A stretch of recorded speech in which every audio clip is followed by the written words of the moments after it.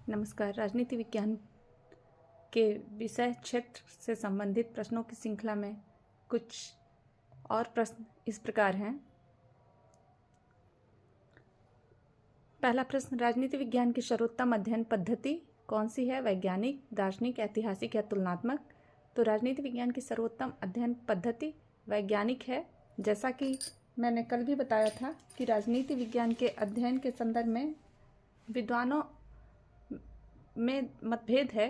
कुछ लोग इसे विज्ञान की श्रेणी में रखते हैं और कुछ इसे विज्ञान की श्रेणी से बाहर रखते हैं, जिसमें अरस्तु, बर्नार्ड शॉ, बोधा, Hobbes, Bryce, Montesquieu, Bluntschli, Jellinek, Finer और लास्की जैसे विद्वानों ने इसे विज्ञान की श्रेणी में रखा है।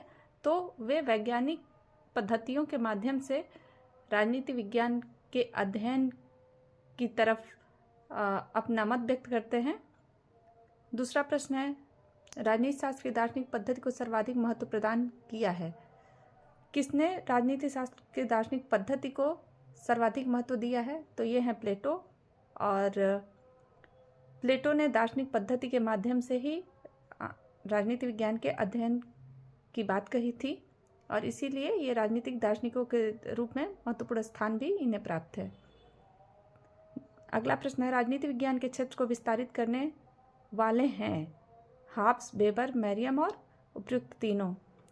तो हॉब्स ने भी राजनीति विज्ञान के क्षेत्र को विस्तारित करने में विज्ञान मानते हुए इसे अधिक महत्वपूर्ण एवं क्रमबद्ध विषय के रूप में स्थापित किया। मैक्स वेबर ने भी नौकरशाही संबंधी अपने विचारों को देते हुए इसमें वैज्ञानिकता एवं इसके क्षेत्र को विस्तारित किया। मैरियम ने भी आधुनिक राजनीति विज्ञान के विस्तार में महत्वपूर्ण भूमिका निभाई है। तो इस प्रकार ये तीनों ही सही हैं। अगला प्रश्न है, किसने राजनीति को कला तथा विज्ञान दोनों माना है? तो वेबर, गैटल, गार्नर और टास्की हैं जो इसे विज्ञान और कला दोनों की श्रेणी में रखते हैं।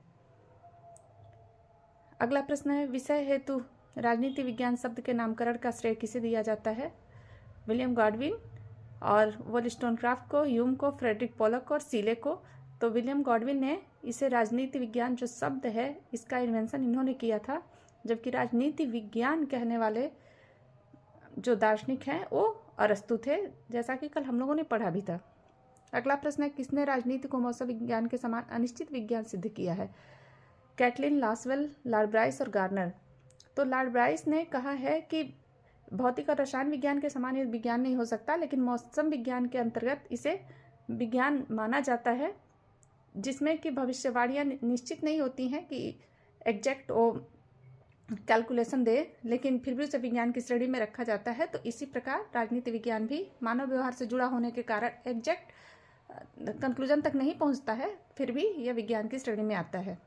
अगला प्रश्न, राजनीति विज्ञान के अध्ययन को एक विज्ञान के स्तर तक उठाने का श्रेय किसे दिया जाता है? हॉब्स को, मार्क्स को, हॉब्स और मार्क्स दोनों को और किसी को नहीं। तो हॉब्स ने इसे हमेशा ही विज्ञान माना और मार्क्स ने भी वैज्ञानिक भौतिकवाद की जो व्याख्या की उसके आधार पर इन्होंने विज्ञान की श्रेणी तक इसे उठाने में महत्वपूर्ण भूमिका निभाई है। अगला प्रश्न है, इतिहास को राजनीति विज्ञान का तीसरा आयाम किसने माना? फ्रीमैन, बिलोवी, सीले और लीकॉक। तो बिलोवी ने ऐसा माना था कि इतिहास राजनीति विज्ञान का तीसरा आयाम है, जिससे कि वो प्रेरणा ग्रहण करता है। अगला प्रश्न है, फिजिक्स एंड पॉलिटिक्स किसकी कृति है? तो फिजिक्स एंड पॉलिटिक्स वाल्टर बेजहार्ट की कृति है। अगला प्रश्न, आधुनिक युग के राजनीति में मानव जीवन के मूल्यपरक पक्ष का समर्थन किसने नहीं किया है? अर्थात मूल्यों को किसने महत्व नहीं दिया है? तो रूसो, नीटलशिप और बोसांके।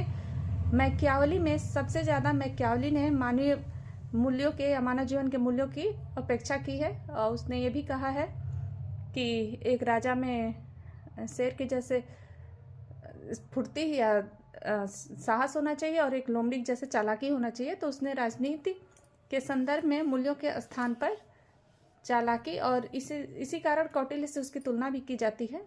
तो मूल्यों को उसने राजनीति में अधिक स्थान नहीं दिया है।